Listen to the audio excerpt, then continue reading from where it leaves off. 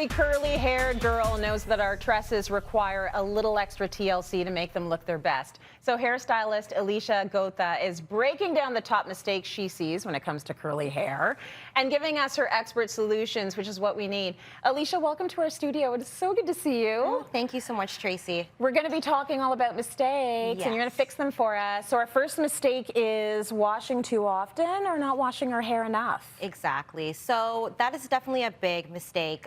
A lot of curly girls are told to wash their hair not so often, but you do want to make sure that you're shampooing sometimes. I would say at least the minimum once a week. Okay. You do want to look for a sulfate-free shampoo, something that's not going to strip your natural oils. Yeah. But if you're doing exercising or protective styling, you do want to incorporate something like a clarifying shampoo to remove that buildup that might be on your scalp.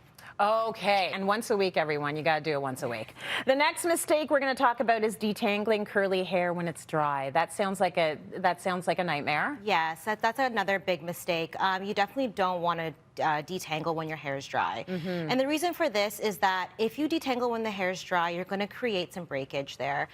Curly hair is definitely more fragile, so you do want to make sure that you're detangling with the proper tools, as well as using like some conditioner as well. That's really going to help slip through all those tangles and also not create any split ends. So what are we talking about in terms of tools? So something like a wet brush is definitely something that you would want to use. Also, you would want to use something like either a wet brush, but also like maybe a wide tooth comb. Now, when you are doing that brush out, you're probably not starting from the root, are you? No, you want to start from the ends and work your way up. Getting rid of that shedded hair so that you're not tugging too hard on your hair. Yeah. That's tough for people like me. It's like, I just want it to be done. But you got to start from the bottom and gently work your way up. Gently work your way up. Okay. Your next mistake, using products on damp hair. Why don't you want to use products on, why shouldn't we use products on damp hair? So you don't want to use products on damp hair because it's not going to really make its way through. You're only going to get product on certain sections and you're probably going to get some frizz. So the best way to do it is really, really wet. Go into the shower, maybe even bring your products into the shower. Okay. That's also really going to help. You can section the hair off, starting at the back, work your way up to the root, making sure that everything's saturated with the product, and that's going to create some nice defined curls. Okay, so let's talk about this product. Like, what you're not talking about shampoo or conditioner. So what products might you be using in your hair that you'd want to apply while super wet? So something like a leave-in conditioner is a good base to start off with. So you do want to make sure that you are using something that's like hydrating to really define those curls. And then after that, you can actually use like a nice gel or a foam, something that's going to give you a little bit of hold to complete the look and as well keep that longevity. Yes. Now, if our viewers don't remember Elisha, I want to let everybody know she usually has her curls popping. So like you come with the expertise. This is what you're doing at home in your shower. Yes, so exactly. You're bringing the products in, you're using that mousse and that gel, and then you've got like curls that are a little bit more defined. Definitely. Versus frizzy, right? Exactly, yes. Yeah. Okay, so let's talk about the next mistake, which is not protecting your hair while sleeping, which honestly, because I grew up with head ties, I cannot sleep without a head tie, but some people do not want something on their hair at night. Yeah, personally, I can't sleep with something on my head. No, I actually have a silk pillowcase, or I do something like a scrunchie. So I'll bring my hair all the way up to the front, and I'll have it kind of dangling in my face, and in the morning, I'll just kind of take that scrunchie and pull it off and shake my hair, and it's fine. Okay. Yeah. So you don't have to do the bonnet, but then do the pineapple on top of your head. Do the pineapple if you don't like something that's on your head. But if you're someone like yourself who wants to use a bonnet, I would definitely say silk is the best. Yeah.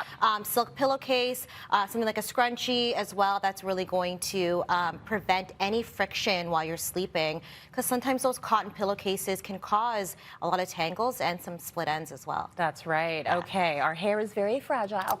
Well, you mentioned split ends. Let's talk about our next mistake, which is not getting trims. Yes.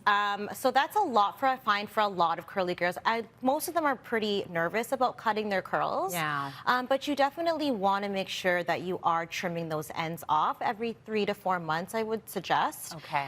Just a little bit, just to keep those ends nice and clean, so that you don't have any split ends that would travel up the shaft of the hair. And that will result in breakage, which will result in no length retention. Okay, so if you're trying to grow your hair, you have to cut your hair, Yeah, which seems counterintuitive, but this is the way it goes. Yeah. I want to talk a little bit about being a mommy to a 4- and a 6-year-old. So you've got 2 curly-haired kids. I do.